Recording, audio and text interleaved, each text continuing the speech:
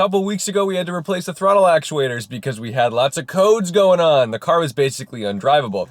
Now, my dash is lighting up with ABS failures, and the most common issue with this is really wheel speed sensors. What you don't want it to be is a computer or an ABS pump. That's where it gets expensive. So I brought the car to Eddie because he has a code reader that can actually read the ABS codes, and originally it came up with a slew of codes, and it was pretty frightening because you're looking at like a D355, 356, 357, and it's saying that 3 of the wheel speed sensors are failing, that it's not receiving transmissions from these wheel speed sensors. So that starts screaming, oh no, we've got computer problems.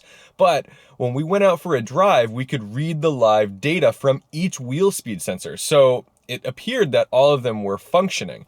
But they're not wheel speed sensors, they're actually wheel velocity sensors because they say both speed and direction. So all of them, yes, are reading the speed of the wheel, but one of them, the left rear, is not reading the direction. So it says direction is not available. I've ordered a new wheel speed sensor, and once that arrives, we'll go ahead and replace it.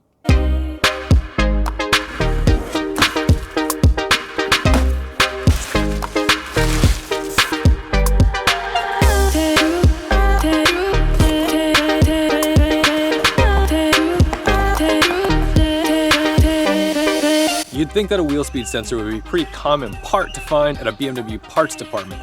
You'd be wrong. So I ordered it from FCP Euro. I'm not sponsored by FCP Euro. I wish I was sponsored by FCP Euro.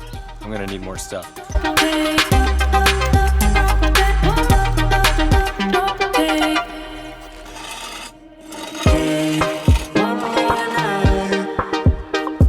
Right here is the sensor in question leading over to there. And you can see there's just like a little Allen guy that holds them on. So we just got to pop that off and rip it out. And then we've got to take off this plastic shroud because the sensor connects to the car beyond this. I'm not going to pretend that this thing comes right out. I'm actually having some trouble. So I'm going to try it with some pliers. And then if that doesn't work, I'm going to try to loosen it up and get rid of some of whatever's holding it on there with some PB Blaster. But if, you know, I always watch these DIY videos where they go to unscrew something and it's like, oh, just like that, or just pop this out. Those are the things that take 2 hours on a job like this. Let's make things right. Stay one more night. Let's make things right. Working on cars at my parents' house is usually really odd because they live in the middle of nowhere and the neighbors have chickens. So sometimes you hear stuff rustling under the car and it's an actual chicken.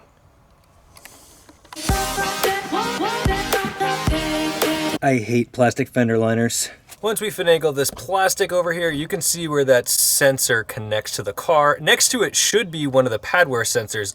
Apparently they must have neglected to install that the last time they did the brakes, so I appear to be missing that.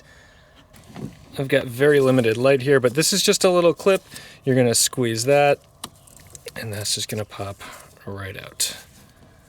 There's a couple things I'm really bad at: tying knots and retracing steps. So I'm going to just start installing this new one from ATE. It's just an OE brand. It's exactly the same one that BMW used. And I'm going to start plugging this in and following the little clips that hold the wire in place as I unclip the old one. So let's see if this code goes away when we start driving. See, the code would go away when I'd back up. Then I'd start driving back up the street, and that is when it would all come back. So let's see what it does.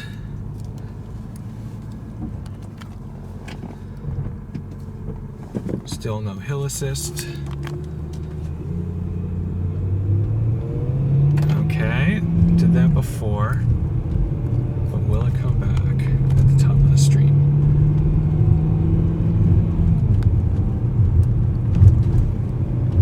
Safe to say, we've solved the problem. I'm extremely glad that it was a $39 solution and it wasn't a computer or an ABS module. That's where these cars get really tricky, and if you're gonna own one, you've gotta not panic. Sometimes I panic, but you're gonna look at codes sometimes, and the codes may look way scarier than they really are. The codes are just telling you what's malfunctioning.